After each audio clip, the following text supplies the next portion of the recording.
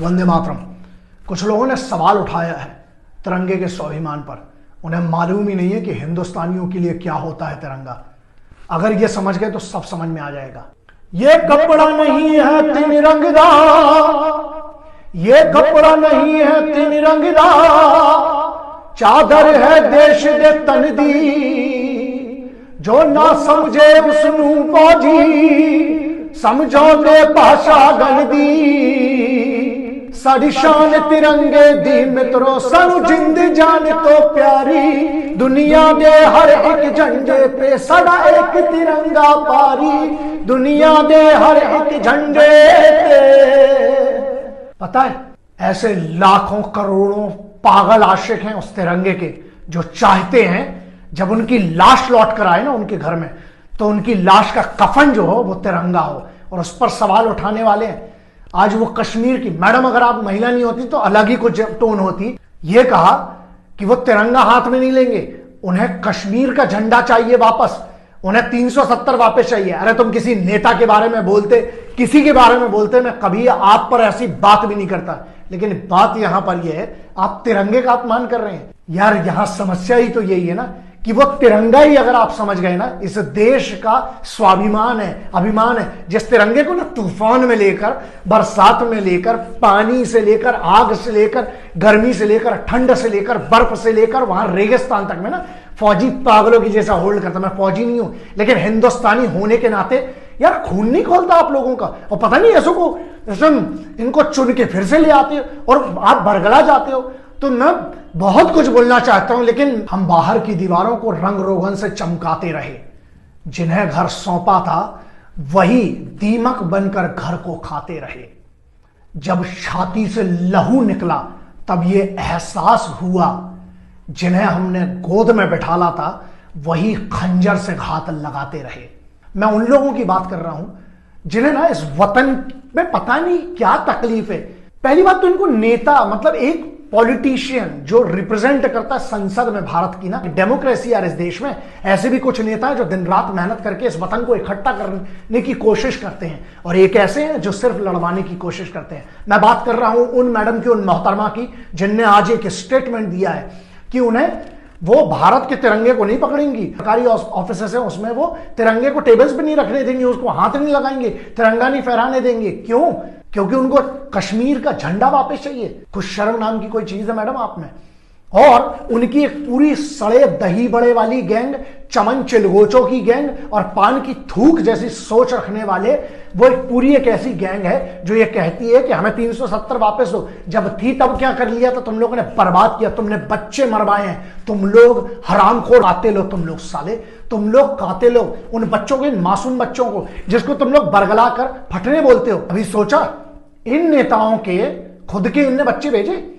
इनका पहले ऐसा कौन सा अलगाववादी नेता है जिसका खुद का लौंडा बम बांध के फट गया हो साला कश्मीर की आजादी के लिए? नहीं, मरे तो दूसरों के बच्चे। यह सवाल कश्मीर के यूथ को अपने आप से पूछना पड़ेगा कि तुम लोग इतने बेवकूफ हो क्या कि तुम्हें कोई भड़का देता है, तुम्हें कहता है कि नहीं तिरंगा नहीं। अच्छा, अगर इन लोगों को हम तो, मुझे तो वाह मजा तब आएगा जब ये कहते हैं कि सिक्योरिटी नहीं चाहिए भारत की। तुम्हें तिरंगे से प्रॉब्लम है, सब छोड़ दो ना। हिंदुस्तान की सरजमी है वो। कौन सी जन्नत दिलवाने की बात करते हुए इन बच्चों को सिर्फ बरगलाया जाता है। जिन लोगों को लगता है कि कानून से बच जाएंगे, और कानून में तो कुछ नहीं, डंडा होना बड़ी बात नहीं है, डंडा का चलना जरूरी है। Prevention of insults to national honour act 1971 का है। एक्ट का नंबर है 69, पढ़ लेना। 1971 में जो पारित हुआ तो कौन सी सरकार थी उस समय वो जरा समझ लेना, एक्ट किसने बनाया था और उसका पावर क्या है। लेकिन उसके सेक्शन 2 में क्लियरली मेंशन है कि जो भी राष्ट्र ध्वज का अगर अपमान करता है उसको 3 साल तक की सजा हो सकती है। इसके बाद आईपीसी में सेक्शन 153B में क्लियरली मेंशन है कि इसके लिए भी सेम सजा, क्योंकि ये इंसल्ट है राष्ट्र ध्वज की। उसके बाद flag code of India act 2002 का है, उसके सेक्शन 11 में क्लियरली मेंशन है। एक बात और बिल्कुल सीधी साफ लिखी हुई है, ये नया है। जैसे कि 1971 का जो एक्ट था, लास्ट टाइम अमेंडमेंट हुआ था उसका कब हुआ था? 2005 में। जब तक इन लोगों को ना इनकी औकात नहीं दिखाई, चाहे कोई भी हो, कानून से बड़ा कोई नहीं है, कानून का पालन करवाइए। अगर कानून का पालन नहीं हो रहा तो सर फिर मंजीरा ही है, फिर और कुछ नहीं होने वाला। एक बात समझ में नहीं आई कि 370 धारा हटाने की बात वो चाइना ने भी सेम टाइम पे की और कश्मीर में भी सेम टाइम पे हो रही है। यह तो बड़ी सी बात है। मतलब बगैर बात के स्कूल की यूनिफॉर्म, सब बच्चे अलग अलग स्कूल के सेम यूनिफॉर्म पहन के सेम स्कूल में चले जाते हैं। ये बात समझ में नहीं आई। इनने खुद के लौंडों को, जितने अलगाववादी नेता हैं कश्मीर के, यार बच्चे जो आप लोग यूथ हो, जरा रिसर्च कर लो, 50 सर्च इंजन है उस पर रिसर्च कर लेना कि कौन सा ऐसा अलगाववादी नेता है जिसका खुद का लौंडा पत्थर मार रहा हो। वो तो फॉरेन में पढ़ा रहे हैं, लेकिन तुमको तो क्या लगता है कि नहीं नहीं नहीं हमारे लिए कश्मीर की आजादी, घंटा कश्मीर की आजादी, कई की आजादी भाई। भारत 1947 में आजाद हो चुका है, कश्मीर उसका हिस्सा था। हम साला चक्कर में मुजफ्फराबाद को कंटाप मार के अपना लेने के वापस में, हम पीओके को 2 रैप्टे मार के लेने के चक्कर में यहां अंदर में ही चल रहा है। कश्मीर के जो मेरे छोटे भाई बहन है, जरा आप लोग ये सोचिए, इनके पास 370 रही इतने साल तक, आज भी कश्मीर के बच्चों को क्यों पढ़ाई के लिए बाहर जाना पड़ता है? कितने दिन स्कूल चलते थे जब आतंकवाद होता था? आज भी है, लेकिन कितना कम हो गया जरा ये भी देख लेना। यार इसको बीजेपी कांग्रेस का मुद्दा क्यों बना देते हो तुम लोग? हर बार वहां की पार्टी का मुद्दा बना देते हो, आप ये करते हो। बच्चों डेवलपमेंट क्या हुआ? क्या ऐसी चीज है जो पिछले इतने सालों में, जब तक 370 था तब क्या हो गया? ये गरीबी मिटाने की बात करते हैं। एक बात समझ में नहीं आई कि जितना कश्मीर के नेता हैं ये गरीबी मिटाते मिटाते इन लोग कैसे अमीर हो गए? सोचना जरूर बहुत जरूरी सवाल है। यहां मुद्दा है वो कश्मीरी पंडितों का जो है, उस पर कभी कश्मीरी पंडितों को इतना बड़ा मुद्दा था वो खा दिया गया है। तो तुम लोगों को यह ध्यान रखना कहीं ऐसा ना हो जाए बच्चों कि तुम लोग भी सिर्फ गलत झंडे, अगर गलत झंडा कश्मीर में चलाओगे तो झंडे के नीचे का डंडा कानून के तरीके से डालना बहुत जरूरी है। बच्चों पर नहीं, जो ये अलगाववादी, जो इनके मास्टरमाइंड है, जो गलत बात पढ़ाते हैं। चलो जवाब ये अपने आप से पूछ लेना कि कौन सा डेवलपमेंट हो गया पिछले 30-40-50 सालों में? कौन सा इंफ्रास्ट्रक्चर देख लो जरा कश्मीर जम्मू की क्या हालत है। टूरिज्म पे चलने वाली, टूरिस्ट आएंगे तब तो तुम्हारी इकोनॉमी बढ़ेगी, तुम्हें काम मिलेगा। और जमीन छीन ली जाएगी, ये बड़ा अच्छा मुद्दा बना दी, हमारी तो जमीन छीन जाएगी।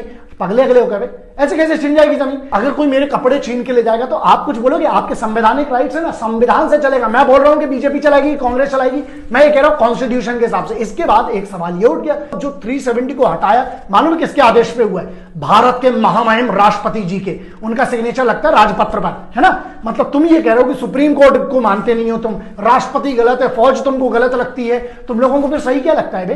तुम लोगों को कुछ सही नहीं लगता है। क्यों? क्योंकि कहीं ना कहीं तुम्हारे दिमाग में ना, नहीं गोबर भी नहीं बोल सकते, उससे बहुत बड़ी इंसल्ट हो जाएगी। तुम्हारे दिमाग में जो है ना, उसको हम लोग सुबह सुबह निकाल आते हैं, लेकिन तुम क्या करते हो? वहां से निकाल के घुसड़ लेते हो दिमाग में। यह प्रॉब्लम है। कश्मीर के इन अलगाववादी नेताओं के समय पे सिर्फ एक चीज पनपी है, गजब डेवलप हुई है, और वो था आतंकवाद। और इनको चीटा क्यों काटता? बहुत सीधा सा है। रोज सुबह शाम निकलते हुए श्रीनगर में जब लाल चौक पर यह तिरंगा देखते होंगे ना, तो इनकी लाल होती होगी। और वही लफड़ा है, और कुछ नहीं है। एक काम किया करो, सुबह दोपहर शाम अपने चाय में, खाने में, सब में बर्नॉल डाल के खाया करो, क्योंकि बहुत जोर से जली होगी। लेकिन कोई बात नहीं, बहुत जरूरी है, ठंड बहुत होती है, तुम्हारी जलना जरूरी है। चाइना मालूम है क्या कर रहा है? चाइना इनके फटे में टांग नहीं अड़ा रहा है, इनकी फटी में टांग अड़ा रहा है। तो चाइना क्यों बीच में उचक रहा है? क्योंकि अब पाकिस्तान का स्टैंड बड़ा क्लियर हो गया। लेकिन यहीं पर बात आती है कि सिर्फ यूथ मेरा मैटर, और कुछ नहीं है। पार्टी आर्टी से अपन को घंट कोई लेना देना नहीं है, अपना क्लियर है कि यूथ समझ जाओ, आपके पास बहुत ज्यादा वक्त अब है नहीं। कश्मीरी यूथ बच्चों, एक सीधी सी बात है, जो तुमसे ये कहते हैं जो ठेकेदार बैठे हुए हैं आतंकवाद के कश्मीर के अंदर, भांड भड़ुए हरामखोर साले, जो तुमसे ये कहते हैं कि तुम एक काम करो, बॉम्ब बांध लो, अपने शरीर में वेस्ट पहन लो, या तुम आतंकवादी बन के गोलियां चलाओ या फट जाओ, तुमको क्या मिलेगा? तुम्हें जन्नत मिलेगी, हूरे मिलेंगे। अब एक बात बताओ बे, मतलब हूरे अगर कंफर्म होती कि मिल रही होती 72 हूरे, तो ये नहीं हरामखोर लोग पहले चले जाते। इतने सीधे कि तुम्हारे लिए हूरों की व्यवस्था कर दी, इनको तो बिल्कुल नहीं चाहिए हूरे। ले ले ले ले ले, अबे किस टाइप के, तुम्हारी खुद की बुद्धि नहीं है बच्चों? खुद तो पढ़ लो। अच्छा एक बात बताओ, जितने ये जो वहां पर बैठे हुए जो तुम्हें ज्ञान देते हैं, ज्ञान पेलते हैं तुम्हें कि एक काम करो, तुम फट जाओ, आतंकवादी बन जाओ, ये होगा वो होगा, एक बात बस मुझे समझा दो, इनके खुद के लौंडे फटे नहीं फटे ना? ये बहुत हरामखोर लोग हैं। मान लो जो लोग ये मांग करते हैं कि हम कहां जाओगे, मतलब पाकिस्तान जाओगे, अरे यार उनके पास खाने को खाना नहीं है, धोने के लिए पानी नहीं है, वे उनकी सूखी पड़ी है, मतलब उनके लिए धोने के लिए इतनी बुरी हालत है उनकी गरीबी की, वो खुद परेशान है। पाकिस्तान के जो नॉर्मल लोग हैं ना परेशान है, वहां की सरकार से तुम्हें उधर जाना है। ये बात समझ में नहीं आई। दोस्त कीड़ा मत बनो यार, बुद्धि चलाओ, रिसर्च करो और ये देखो तुम्हें कौन सी जन्नत में। मैं कहता हूं उस वतन की हर जर्रा, इस मेरे भारत का हर जर्रा जन्नत से बहुत आगे का है। मालूम असल जन्नत क्या है? जो तुम्हारे माँ बाप हैं बूढ़े, जो तुम्हारी बेटी, तुम्हारी बेगम, तुम्हारी हमशीरा, तुम्हारी दुख्तर, तुम्हारे फर्जंद, उनकी वालिद वालिदा का तुम उनका ख्याल नहीं रखोगे। तुम्हें क्या करना है? बम बांध के फटना है। फट जाओ, हमारा घंटा कुछ नहीं होने वाला, तुम फट जाओ, मर जाओ साले। बस इतना याद रखना, जिनकी जिम्मेदारी है ना तुम्हारे ऊपर, वो छोटे बच्चे, वो बीबी, वो माँ बाप, उनके लिए कोई जन्नत नहीं। उनकी जिंदगी तुम जहन्नम बना दोगे अगर तुम इन गधे, हरामखोर, नीच, भांड, सुअरों के चक्कर में बम बांध के फट जाओगे। पढ़ो, सिविल सर्विसेज ज्वाइन करो। तुम्हें बदलना है ना कश्मीर, अधिकारी बनो। ये चैलेंज तुम्हें बहुत चैलेंज लेना है पत्थर मारने का। मैं देता हूं चैलेंज कश्मीर के हर यूथ को। आप अधिकारी क्यों नहीं बनते? आप सिविल सर्विसेज क्लियर क्यों नहीं करते? फौज में जाइए, आप पुलिस में जाइए, जो भी है। सरकारी नौकरी नहीं है तो बिजनेसेस आप बनाते हैं। बहुत शार्प दिमाग है आपका। जब एक आतंकवादी हमला कुछ लोग वहां पर प्लान करते हैं, उसका जिम्मेदार कौन है? ध्यान रखना, मरता मासूमी है। नेता के ना लौंडे मरते हैं ना नेता मरता है। मरता कौन है? ये कोई ना कोई। अगर तुम कहते हो ना सब कश्मीरी तुम्हारे भाई बहन है, तो इन हमलों में मरता कौन है? फिर सोचना जरूर। तुम्हारी मर्जी है, मेरा एक काम है एक हिंदू। मैंने 50 बार समझाया कश्मीर के यूथ को, क्योंकि मैं आपको अपना मानता हूं और मैं जानता हूं अगर आप सब इकट्ठे हो गए ना, इन सब साले नेताओं के, अलगाववादियों की दुकान बंद हो जाएगी। बस एक बात और लास्ट में याद रखना, कश्मीर मीडिया के लिए बहुत बड़ी दुकान है, कश्मीर एनजीओ के लिए बहुत बड़ी दुकान है, सरकारों के लिए दुकान है। इन सब की बन जाती है 5 साल में एक बार, सबकी बन जाएगी। तुम्हारा क्या होगा? बस इतना याद रखो कि कहीं मजाक मजाक में तुम्हारी तो नहीं रही है। पता है ऐसे लाखों करोड़ों पागल आशिक हैं उस तिरंगे के, जो चाहते हैं जब उनकी लाश लौट कर आए ना उनके घर में, तो उनकी लाश का कफन जो हो वो तिरंगा हो।